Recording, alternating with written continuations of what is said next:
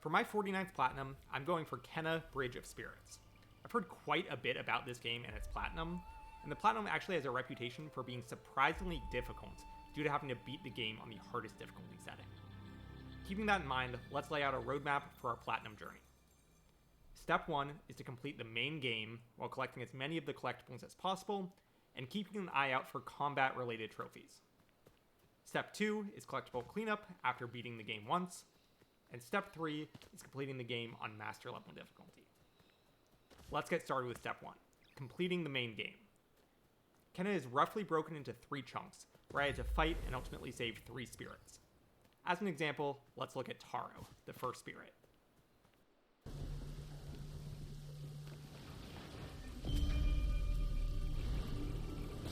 To save Taro, I explored new sections of the map and gained new abilities like the bow and arrow.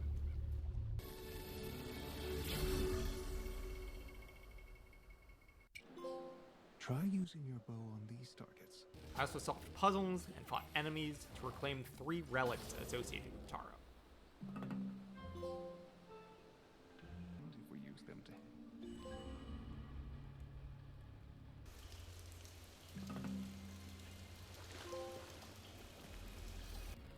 Once I had the relics in hand, it was time to fight Corrupted Taro himself in a climactic boss battle.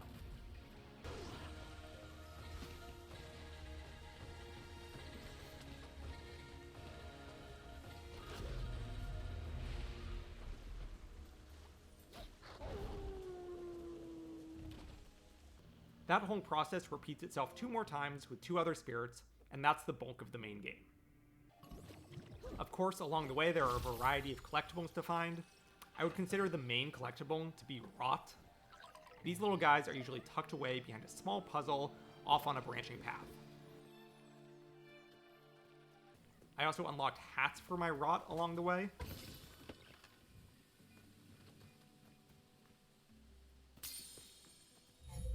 This is probably the second most common type of collectible.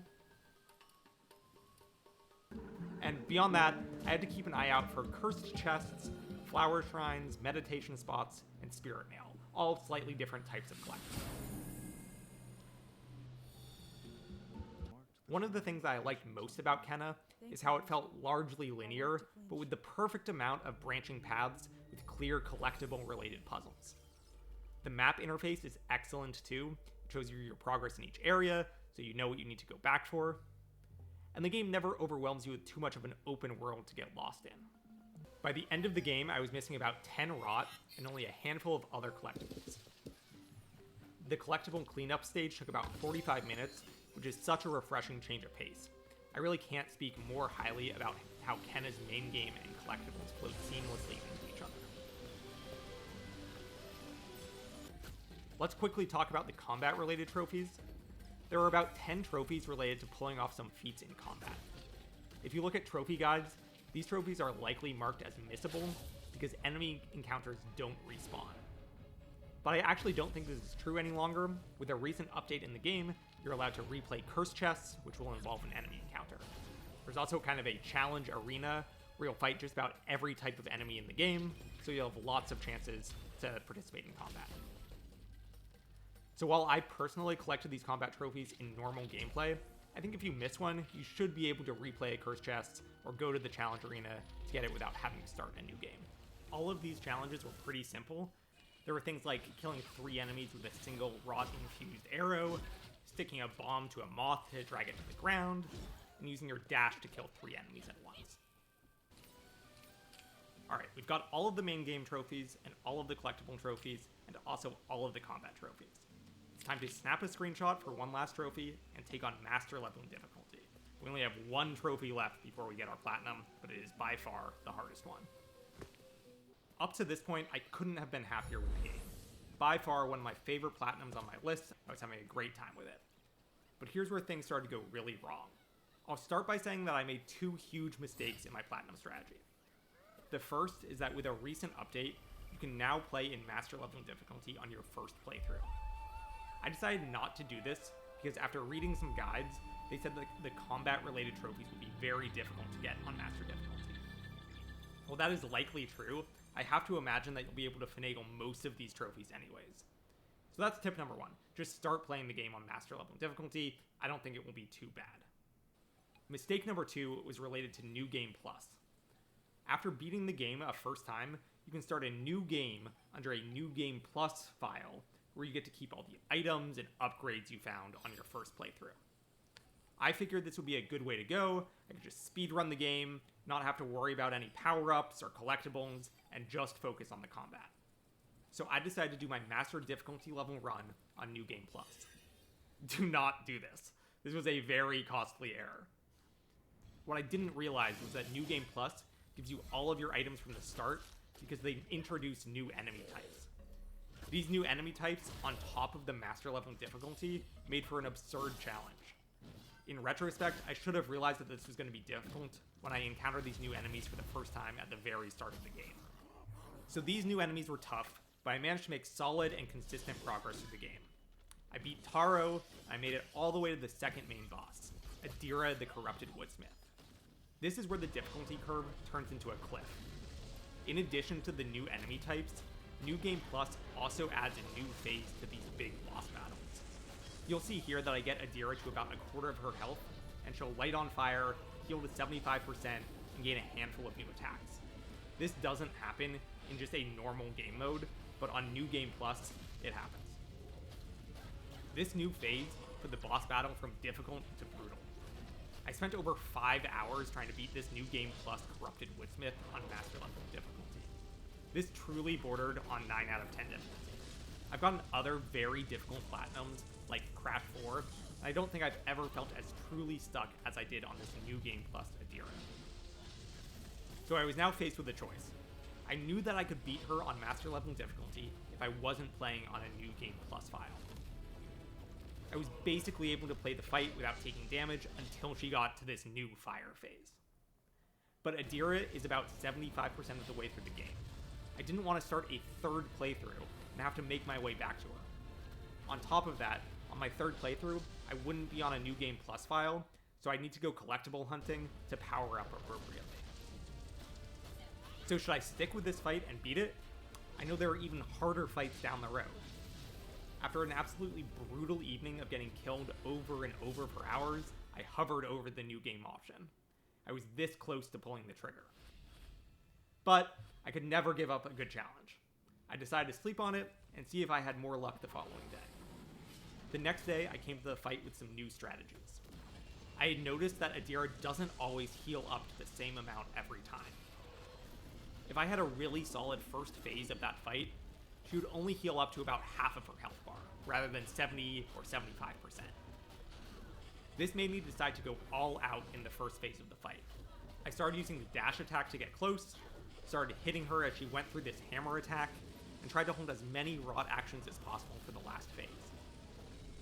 I had about an hour more of attempts, and finally had this fight where I had an amazing first phase.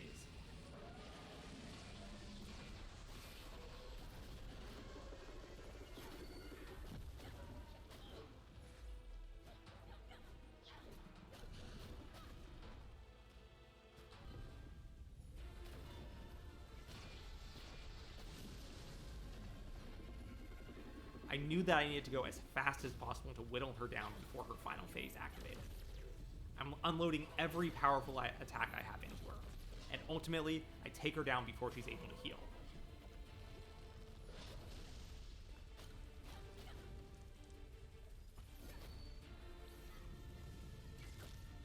My adrenaline was absolutely pumping, and I was so proud of beating this boss. I truly think it's one of the hardest bosses I've ever beaten, and it was a great challenge.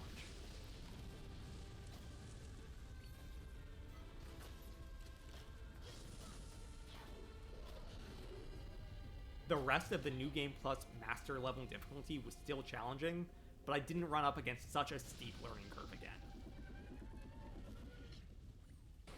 There are 2 more bosses in particular that both took a few hours to beat. This boss is the Warrior. I really had to lean on parrying to beat him. You'll see me land a few parries in this attempt. I also decided to use the charm that gives you some healing when you successfully land a parry. The Warrior himself wasn't too bad, but once he goes into his final phase, he'll summon 3 of these ninjas that can destroy your run in a matter of seconds. He actually summons these guys twice. Getting through these waves was the hardest part of the fight.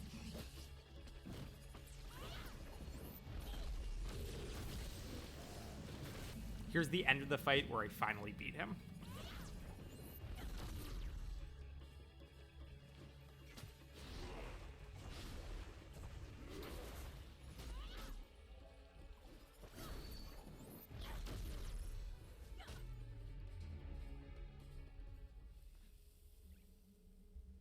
The last crushingly difficult boss was Corrupted Toshi. This is the second to last boss fight in the game, and again, I had to rely on parries to get through him.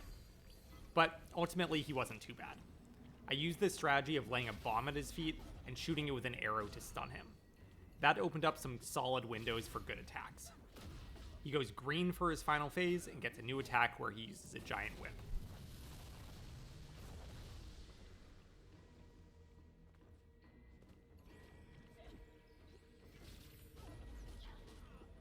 It took some time to get used to that attack, but again, I ultimately made it through. He was a very challenging boss, but I didn't feel hopelessly stuck like I did with Adira.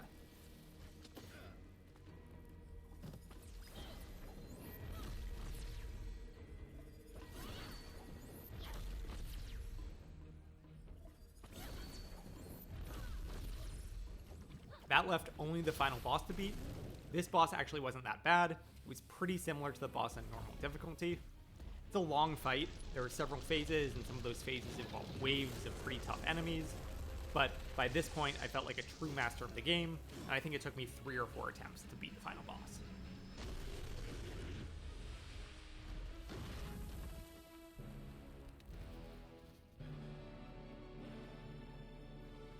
And with all of that done, all we have to do is finish the game, watch the end credits, and get our last trophy and the platinum.